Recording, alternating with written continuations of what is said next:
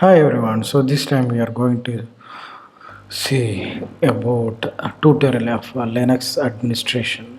So if we see about the Linux administration, it's a broad field so that includes various of tasks like installation, configuration management, and maintenance of Linux system.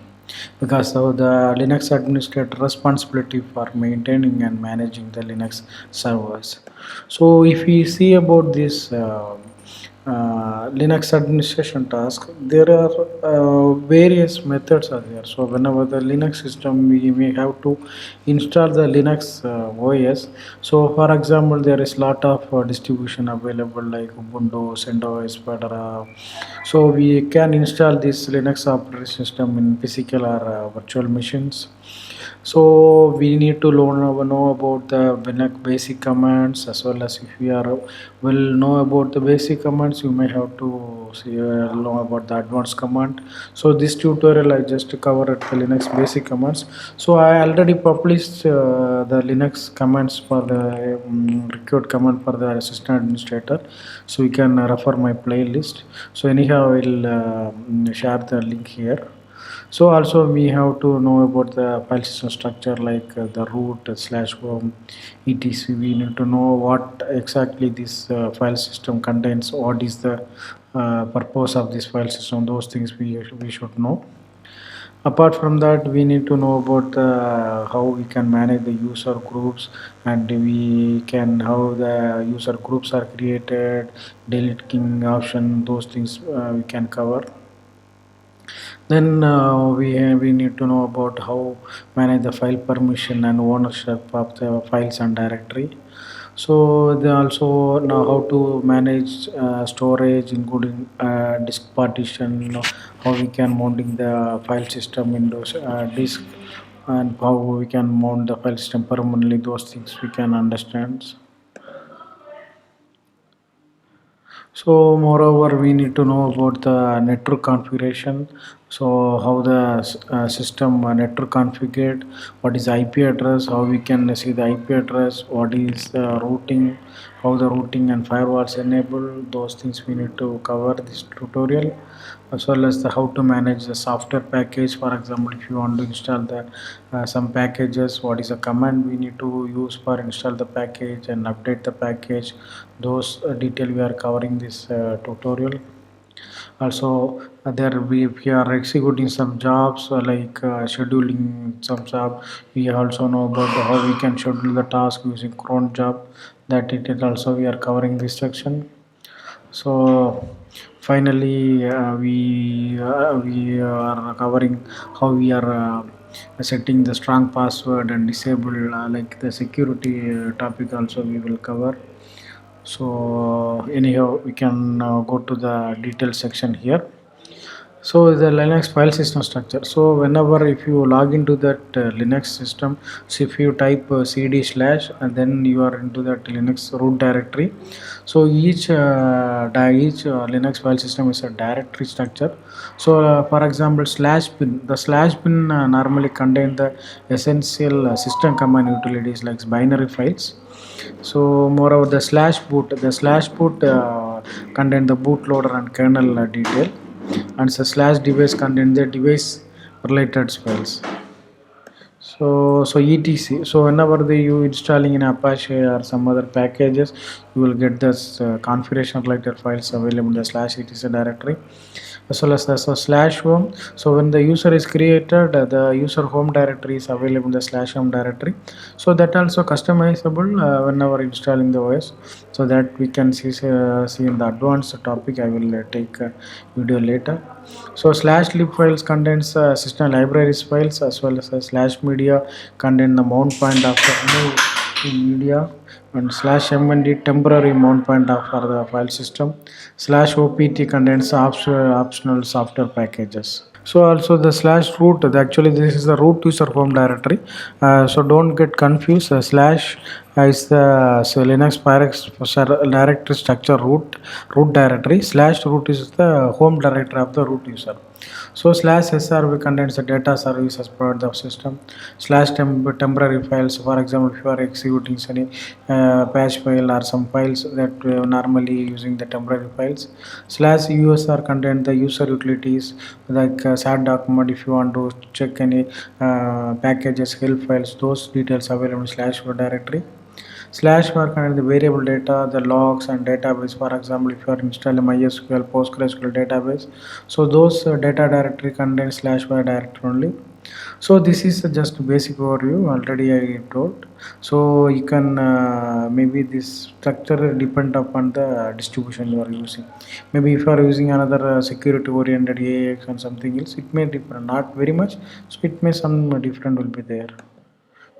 Okay. So this time we are using we can see about the how we can manage the user and group. So normally we can manage the user and groups. We can use the following command. For adding the user we can use the user add command or add user command. For deleting the user del. So if you already created the user, you want to modify some detail, you can use the user mode command. Same way, if you add the group, you can use the group add and modify the group mode. So list the user list everything available in the etc passwd file. So group list available in the etc group file. So some example, for example, for adding the user, you need to enter the user add command and username. For deleting the user, use a del command and username. Same way, if you want to modify the user home directory slash user mode, minus d is the directory slash home with the new path and the username. To add a group, you can use the group add command and group name. So delete a user, you can use the group del and the group name and give it. So modify the group, you have to give the group mode command and then the new group ID and the group name. So for the Linux, normally everything in directory and files only. So with the both permission and ownership, we can manage using chmod and ch1. The chmod command modify the permission of the files or directory. For example, the permission would be read, write, and execute.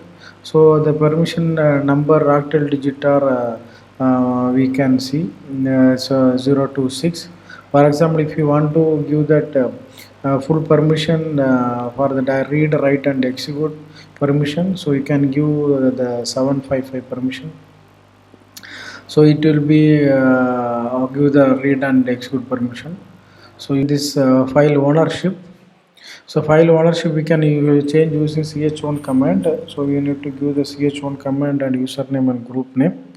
So depends upon the directory, you can give that exact username and file name. So before the giving username and group name, the username and group already need to be created in the Linux file system.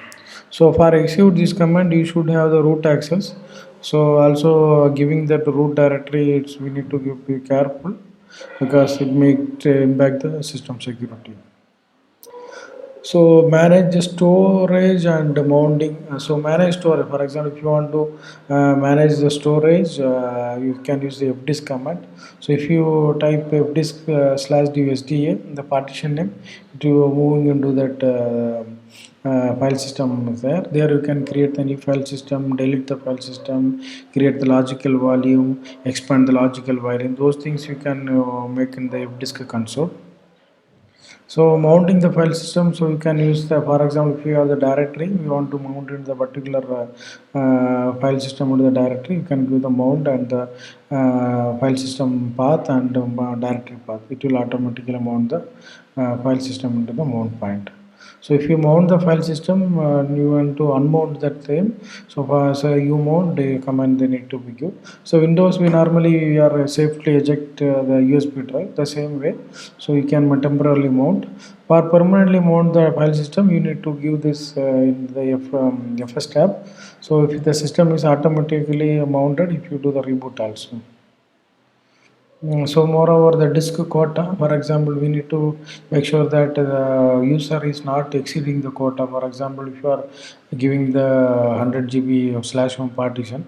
The user, everyone putting the other files and they are using the limitation, then the system file system may be impacted. So other user they not able to write something. So each user we need to give the particular quota size.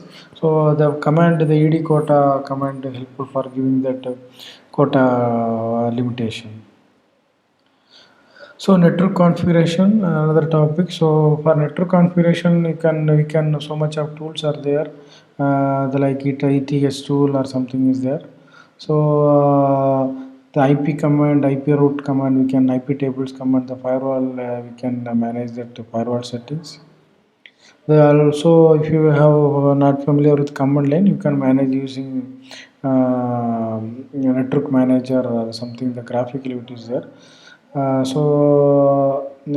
is if you are have some doubt, you can execute the man IP tables command. You can get the help detail. So package management I already told. So the Linux, if you want to install the package, we can execute some certain command. So it vary for each distribution. Debian, it normally it's come apt. In Red Hat based Fedora CentOS you can use em. The Arc based you can that using that pacman. So for installing the package, we can execute the command apt install package name, em install package name for Red Hat. The same way for the Arc also. So apt update and upgrade for the upgrading the package, em update for the update the package in the Red Hat distribution. So remove the package also, you need to execute the apt em or remove package name to remove the corresponding package. So sometime we for the previously when Red Hat based RPM was there, but now also if you give enter execute some packages, we may get some dependency issue.